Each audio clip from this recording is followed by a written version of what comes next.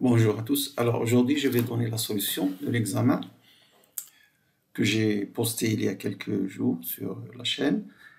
Donc cet examen, c'est l'examen de la session ordinaire de l'année 2016-2017, d'analyse fonctionnelle évidemment.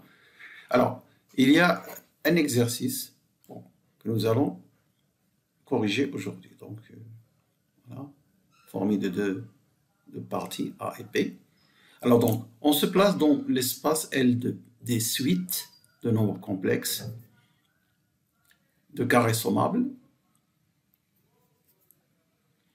avec le produit scalaire usuel, donc voici que vous êtes habitué de travailler avec. Et nous avons vu que la B formait des éléments En qui sont décrits ici et une base hilbertienne, ou on l'appelle la base hilbertienne canonique de L2. Alors En, c'est la suite dont tous les éléments sont nuls, sauf celui qui se trouve à la nème position. Donc c'est défini comme ça. Et plus précisément, on peut voir En, c'est ça, la suite dont tous les termes sont nuls, sauf à la nème position, où nous avons un. Il est évident que En avec Em, le produit scalaire, c'est 0. Si n est différent de n, parce que le 1 est placé dans la nème place, alors que pour Em, dans la nème place. Donc, si n est différent de n, ça donne un produit scalaire nul. Par contre, pour En, c'est-à-dire la norme de n au carré, est égale à 1. Très bien. Alors, on considère aussi C00 le sous-espace vectoriel de L2, former des suites qui ont un nombre fini de termes non nuls, c'est-à-dire les suites qui sont stationnaires. À partir d'un certain rang, les termes de ces suites sont nuls. Et il est évident que En, tous les En sont dans C00, puisque à partir de n plus 1, tous les termes de En sont nuls.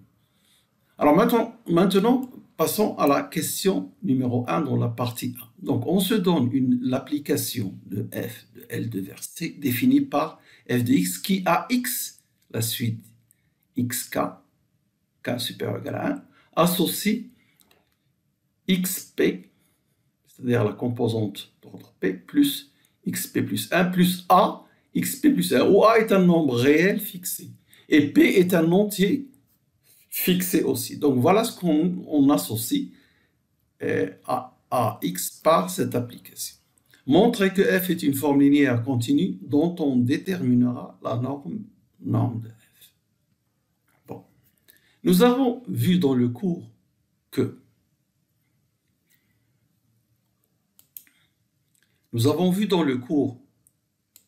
le théorème de Riesz qui nous dit que sur un espace de Hilbert, toutes les formes linéaires sont de la forme f de x égale produit scalaire de x avec un élément b fixé de L2. Donc nous devons écrire cette forme sous cette façon, si c'est possible. Donc il n'est pas convenable, même c'est aberrant, d'essayer de donner une démonstration algébrique pour montrer la linéarité. Ça veut dire essayer de montrer que f de x plus lambda y, c'est f de x plus lambda y. Ça ne marche pas ici en analyse fonctionnelle. C'est trop long. On peut y arriver. Et pour la continuité, une démonstration topologique non plus n'est pas bonne parce que c'est long et c'est très long. Alors nous avons cet outil du théorème de Riesz. Voilà la solution que je vais vous proposer. Donc, f de x est égal à ceci. Donc, mais vous pouvez remarquer que xp, c'est le produit scalaire de x avec ep. Et xp plus 1, c'est le produit scalaire de x avec ep plus 1. Les en, ce sont ceux que j'ai décrits dans cette base canonique. Et pour axp plus 1, c'est le produit scalaire de x avec le conjugué de a, ep plus 1. Oui, parce que dans cette partie du produit scalaire, pour sortir a, il faut mettre le conjugué. Mais comme a est un réel A et son conjugué, c'est la même chose. Donc, c'est AEP plus 1. Voilà donc quand, par l'antilinéarité, vous pouvez ajouter. Donc, j'ai dit que ceci, c'est XEP, produit scalaire. Ceci, c'est XEP plus 1, produit scalaire. Et ici, c'est X, produit scalaire avec AEP plus 1. Par là, l'antilinéarité, vous pouvez tout grouper dans un seul produit scalaire. Et par conséquent, f de x apparaît comme étant égal à X, produit scalaire avec cet élément EP. Cet élément-là, que je vais appeler EP pour simplifier. BP, pardon. Je l'appelle BP. Et donc, elle a la forme des formes linéaires décrites dans le théorème de Riesz, qui d'ailleurs dit les seules formes linéaires continues sont de cette forme-là. Par conséquent, cette forme linéaire est bien, d'après le théorème de Riesz, je ne vais pas le redémontrer une autre fois, d'après le théorème de Riesz, ayant écrit f de x sous cette forme-là, pour tout x de L2, alors elle est bien une forme linéaire continue. Et le théorème de Riesz nous dit aussi, nous informe sur la norme de f, c'est la norme de cet élément pp, c'est-à-dire cet élément-là. Alors si vous calculez la norme, vous pouvez la calculer comme vous voulez, vous allez trouver la norme 1 au carré plus 1 au carré plus A2 au carré, c'est-à-dire la norme au carré, ce sera 2 plus A2 au carré, et donc norme de f est égale norme de pp égale racine de 2 plus A2. Parfois, les étudiants arrivent à trouver ça, mais ils font une erreur dans le calcul de la norme. Je l'ai vu dans leur rédaction. Je ne comprends pas, c'est un vecteur. Si vous l'écrivez ensuite, cet élément, si vous l'écrivez ensuite, qu'est-ce que vous allez avoir? Vous allez avoir 0 partout. Sauf à la P1 place, vous avez 1. À la P1 P plus 1 ième, vous aurez 1. Et à la P plus 2 ième, vous aurez A. Et donc, la norme, c'est la somme des carrés des composantes 1 au carré plus 1 au carré plus A2 au carré. Voilà, donc la norme au carré. Et la norme de f, c'est la racine. Et donc, ça donne racine de 2 plus A2. Revenons à l'énoncé pour voir qu'est-ce qu'il y a dans la question petit. Bon, la question numéro 2. Mais cette question numéro 2, elle est coupée en deux. Petit a, montrer que cet ensemble V est un sous-espace vectoriel fermé de L2. Encore une fois, je dis que quand on fait de l'analyse fonctionnelle, c'est rare où on démontre qu'un espace vectoriel, que quelque chose est un sous-espace vectoriel en utilisant les propriétés algébriques. Mais souvent, qu'est-ce qu'on fait? On démontre que V est le noyau d'une application linéaire ou l'intersection d'un nombre fini d'applications linéaires ou même d'un nombre infini pour montrer que c'est un sous-espace vectoriel. Même chose pour la fermeture, mais pas une démonstration ni algébrique ni topologique. Alors donc, voilà comment nous allons montrer que V est un sous-espace vectoriel fermé de R2. Voyons. Alors, V, voici sa définition. Mais là, j'ai x1 plus x2 égale x3. Ça veut dire quoi? Ça veut dire x1 plus x2 moins x3 égale 0. Donc, ça me rappelle cette expression avec 1, 1, moins 1. Mais à la place de P, vous avez 1. Donc, alors je pense à considérer l'application F décrite dans la question précédente, mais avec P égale 1 et A égale moins 1.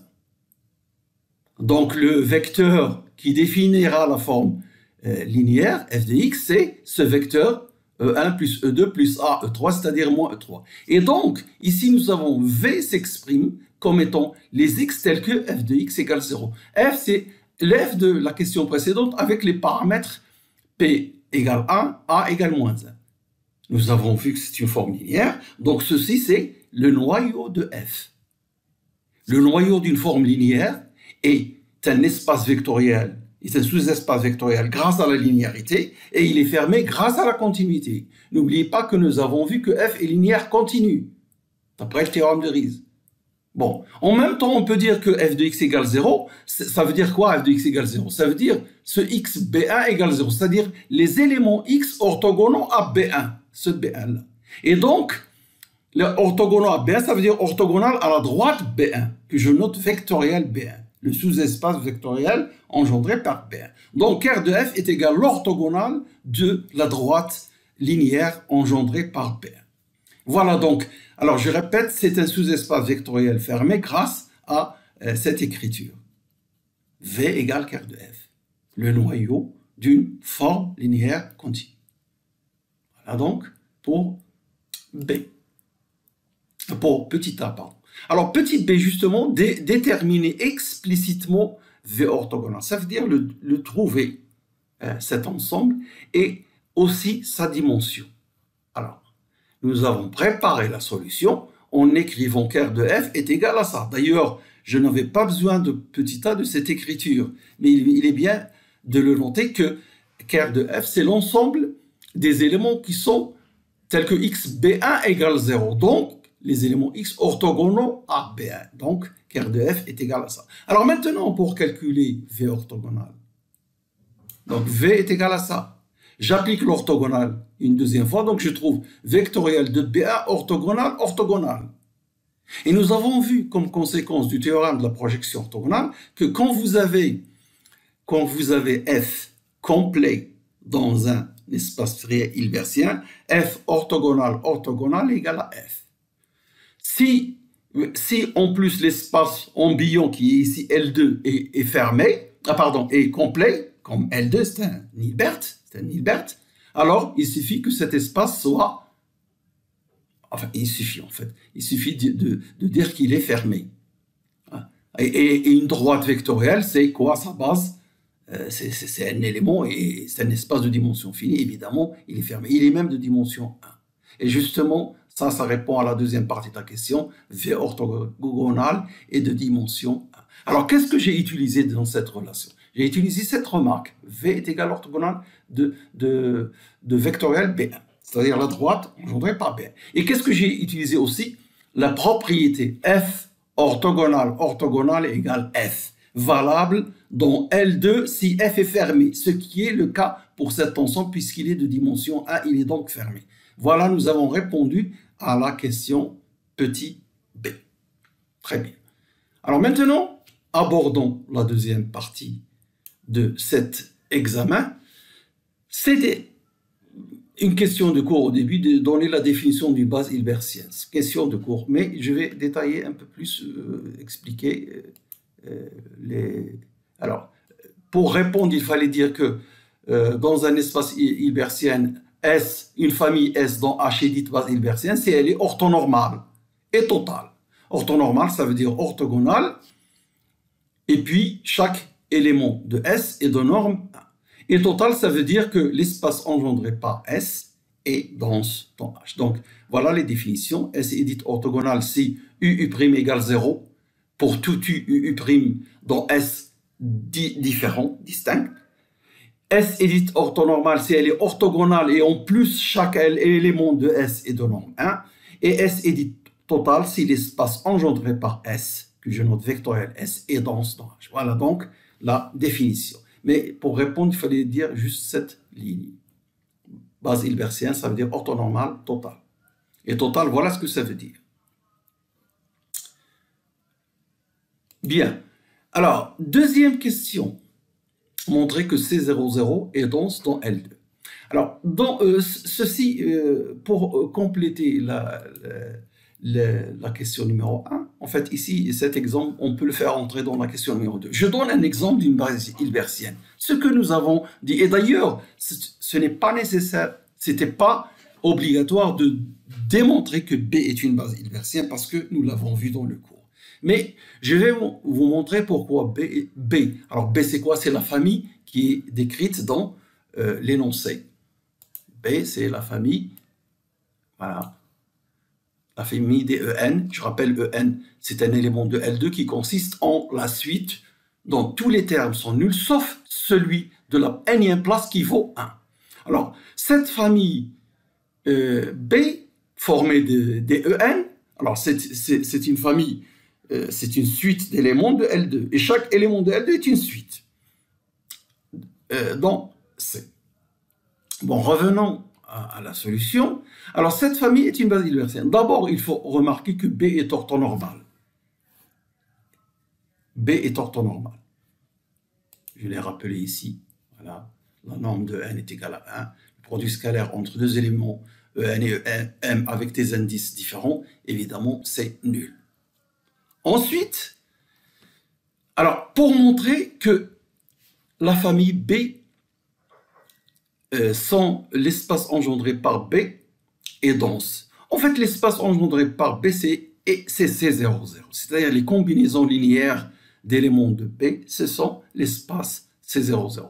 Enfin, bon, ne tenons pas compte de cette remarque. Prenons un élément X et montrons qu'il est la limite d'une suite et la limite d'une combinaison linéaire d'éléments de C00. Alors, je prends Xn. Qu'est-ce que je fais pour Xn? Naturellement, je pose que quand les Xn évoluent, ils vont balayer l'élément X. Donc, qu'est-ce que je prends? Je prends les éléments Xn jusqu'à Xn de cet élément X et après, je mets des zéros. Ça me donne quoi ici? Ça me donne un élément Xn. Je note Xn, qui est dans C00 puisqu'il est nul à partir du rang 1 plus 1. Et qui peut s'exprimer de cette façon. Vous voyez x1, e1, plus x2, e2, plus x3, e3, etc. jusqu'à xn, e1. Alors cet élément est bien une suite dans C00, je viens de le rappeler, puisqu'il est nul, tous les éléments de la forme x1 sont nuls à partir d'un certain rang. Et cette suite, qui est dans C00, converge vers x. En effet, si vous écrivez la norme de x moins xn, c'est quoi x moins xn? X moins xn, bon, il coïncide sur les premiers éléments jusqu'à n et après les zéros pour xn. Donc ça veut dire x moins xn, qu'est-ce que ça donne? Ça donne l'élément dont les premiers termes sont nuls et après, à partir de n plus 1, vous avez xn plus 1, xn plus 2, etc. Donc la norme, c'est la racine de cette somme.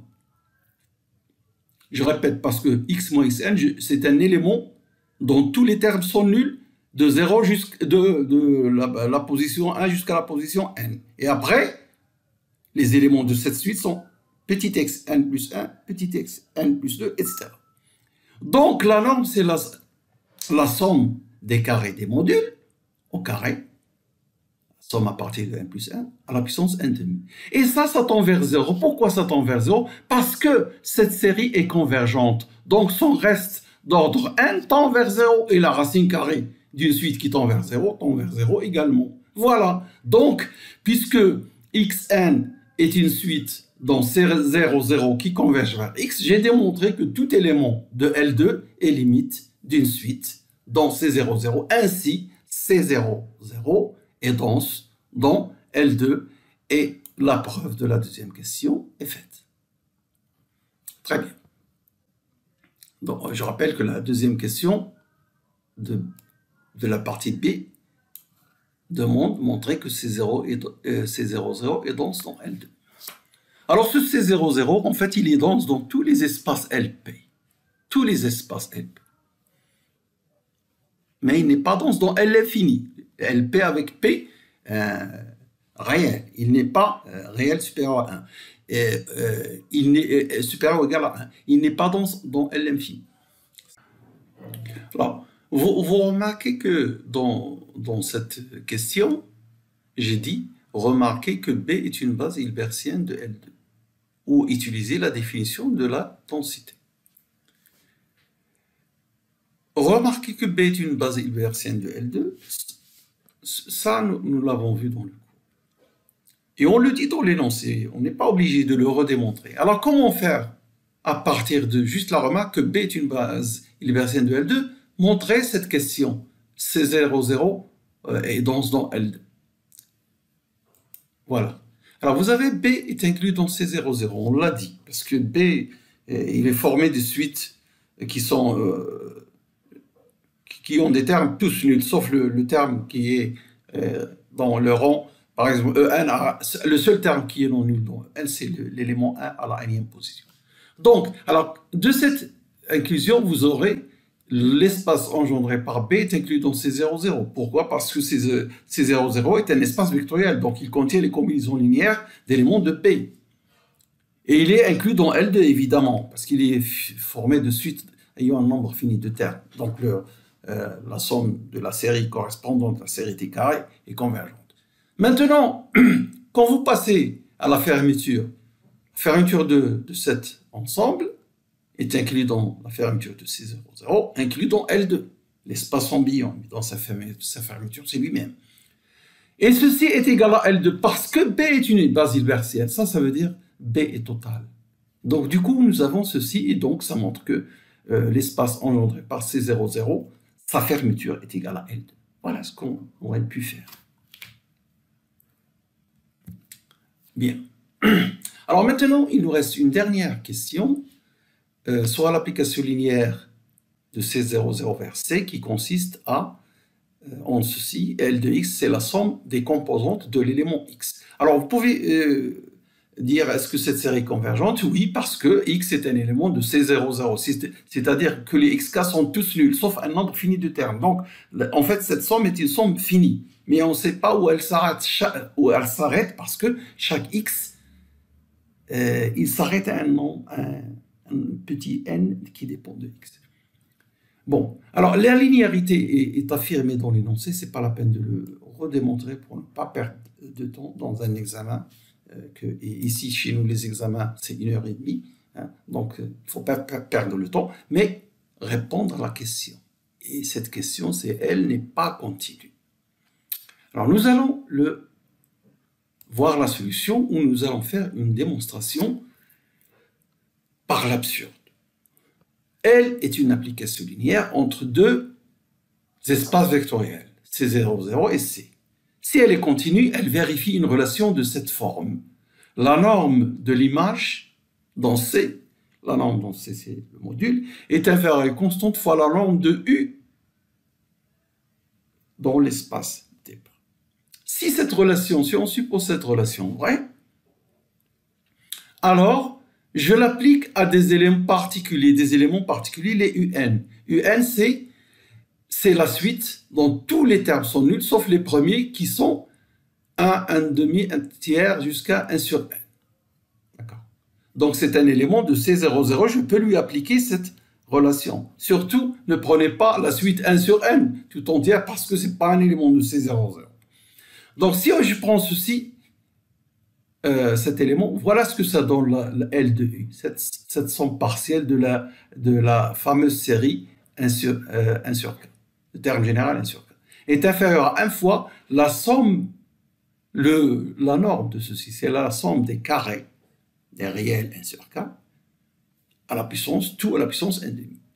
Ceci est le terme général d'une série divergente, un terme positif, est inférieur à une constante, m fois la somme partielle, même si c'est à la puissance 1 demi, c'est majoré parce que cette série sigma de 1 sur K2 est convergente. Donc en fait, sa somme, on la connaît par les séries de Fourier, nous avons calculé dans les semestres précédents, c'est pi au carré sur 6. Donc tout ça est inférieur à 1 fois la racine de pi au carré sur 6. Ceci est une série divergente dont les sommes partielles sont majorées. Série divergente interposée. Ceci est absurde. Et donc, cette inégalité supposée vraie est en fait fausse et la forme linéaire, elle, n'est pas continue. Alors ça termine notre exercice numéro 1. Et pour la prochaine fois, Inch'Allah, vous aurez la correction, la solution de cet exercice numéro 2. Voilà. Merci de votre attention. Au revoir.